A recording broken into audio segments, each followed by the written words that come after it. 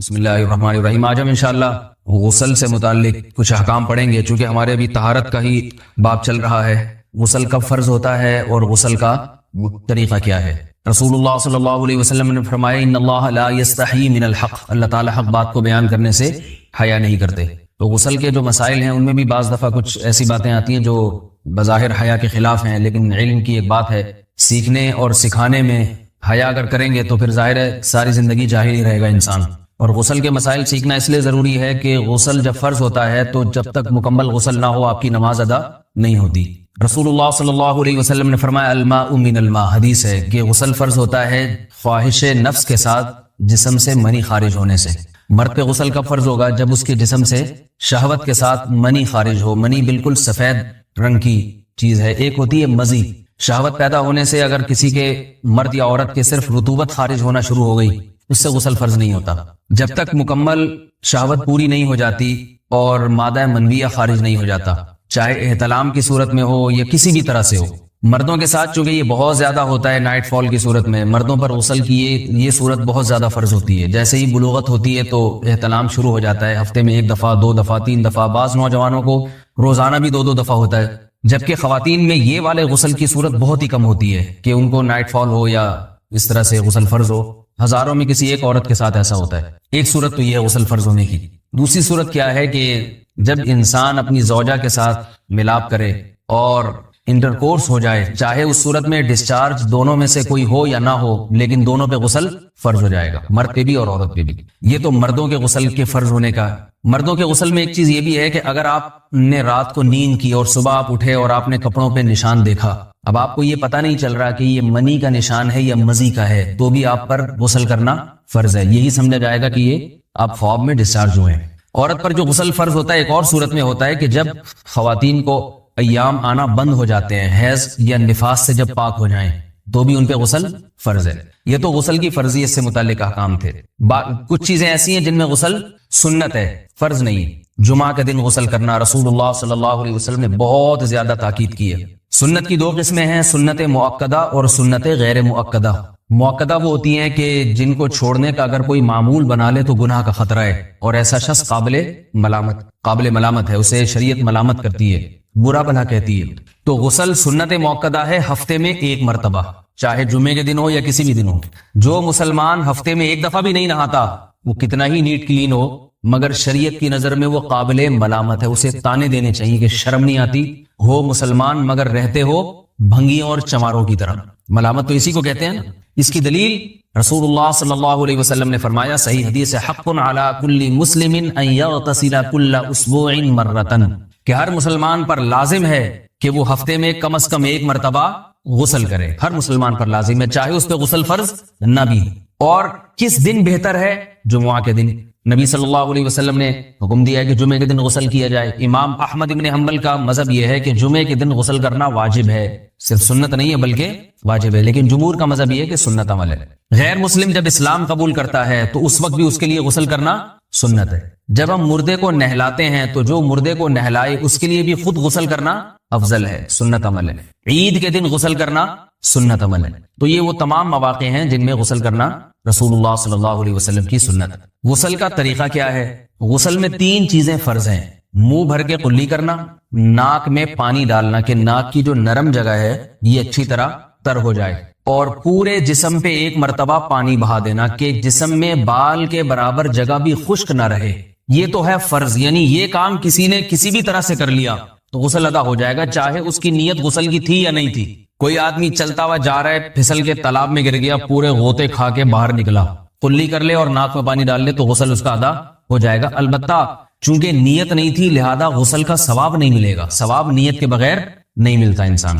دلائل اس کے الگ موضوع ہے کہ اس کی دلیل کیا ہے کہ بغیر نیت کے بھی غسل ہو جاتا ہے، لیکن میں نے بتایا دلائل کا سیشن نہیں ہے، اس میں پھر بات لمبی ہو جائے گی۔ تو یہ تو ہے فرض، پورے جسم پہ پانی بہانا، کلی اور ناک میں پانی۔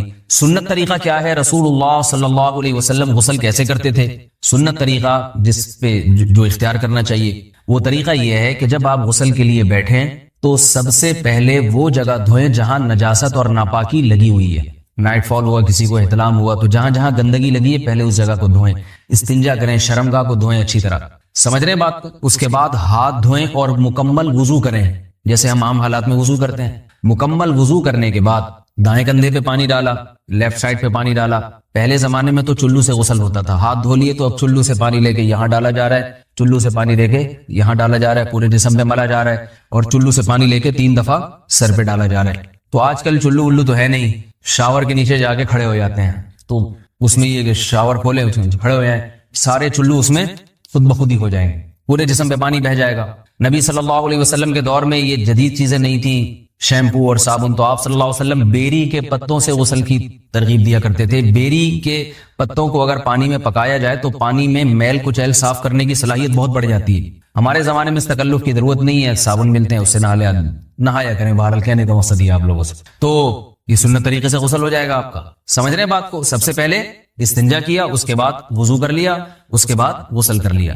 اگر کسی نے غسل میں وضو نہیں کیا اور ویسے ہی پورے جسم پہ پانی بہا دیا تو بھی اس کا وضو خود بخود ہو جائے گا. اس غسل سے وہ نماز پڑھ سکتا ہے، کیونکہ بعض لوگ غسل کرنے کے بعد دوبارہ وضو کر رہے ہوتے ہیں. اس کی ضرورت نہیں ہے، کیونکہ جب غسل کرتے ہیں تو وضو والے اعضاء تو خود بخود اس میں دھل جاتے ہیں. یہ ہے غسل کا طریقہ.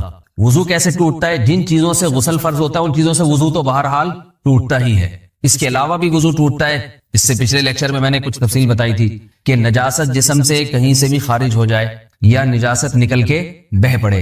اگر قضائے حاجت کی جگہوں سے نجاست خارج ہوئی ہے تو نظر بھی آ جائے وضو ٹوٹ جائے گا. اور قضائے حاجت کے علاوہ جگہوں سے اگر نجاست خارج ہوئی ہے، خون وغیرہ ہے جیسے، تو جب تک نکل کے بہے گا نہیں تو اس وقت تک وضو نہیں ٹوٹے گا. سمجھ رہے بات کو؟ وضو کا طریقہ کیا ہے؟ سب سے پہلے دونوں ہاتھوں کو دھویا جائے، 3 دفعہ کلی کی جائے، مسواک کی جائے، 3 دفعہ ناک میں پانی ڈالا جائے. پھر پورے چہرے کو، پیشانی یہ جو ہے جہاں سے پیشانی ہماری شروع ہو رہی ہے اور تھوڑی کے نیچے، تھوڑی جہاں ختم ہو رہی ہے، اور ایک کان کی لو سے دوسرے کان کی لو تک 4 اعضاء ہیں وضو میں دھونا فرض ہیں. 1 چہرہ، نمبر 2 بازو، نمبر 3 سر کا مسا، چوتھائی سر، اور نمبر 4 پاؤں کو دھونا. اس کی دلیل قرآن مجید کی مشہور آیت ہے فَاغْسِلُوا وُجُوهَكُمْ وَأَيْدِيَكُمْ إِلَى الْمَرَافِقِ.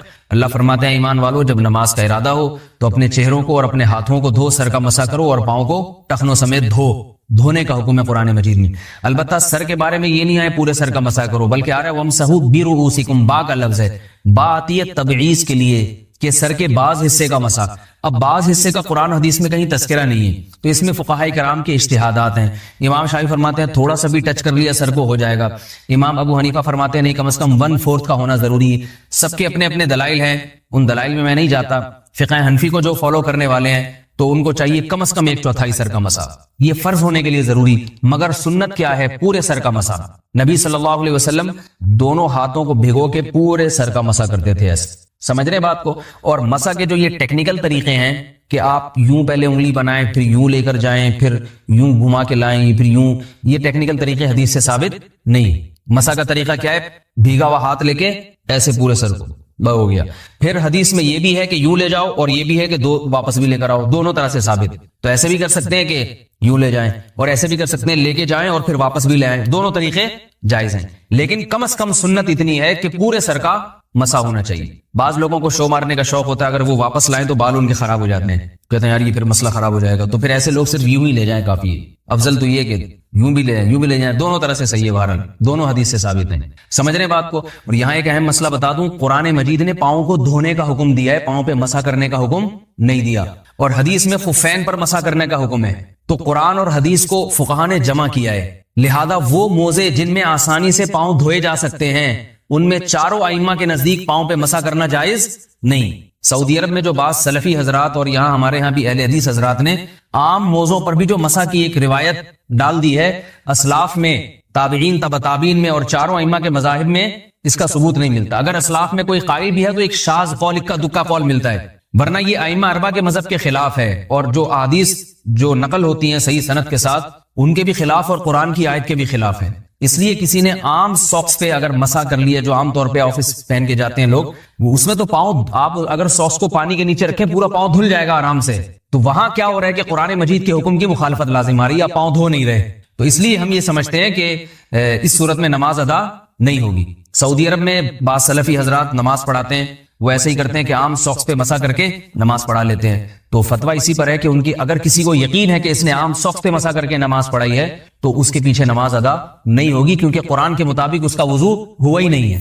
صدیوں تک کوئی بھی اس قول کا قائل نہیں رہا ہے کہ عام ساکس پہ بھی مسح ہو جاتا ہے. یہ ابن تیمیہ رحمہ اللہ تعالیٰ 7ویں صدی میں اس کے قائل تھے, اور تابعین میں اکا دکا قول ملتے ہیں اس کے, لیکن شاذ قول ہیں, مرجوح قول ہیں, جن پر امت نے فتویٰ نہیں دیا. اور اب سعودی عرب میں بعض سلفی حضرات اس کے قائل ہیں.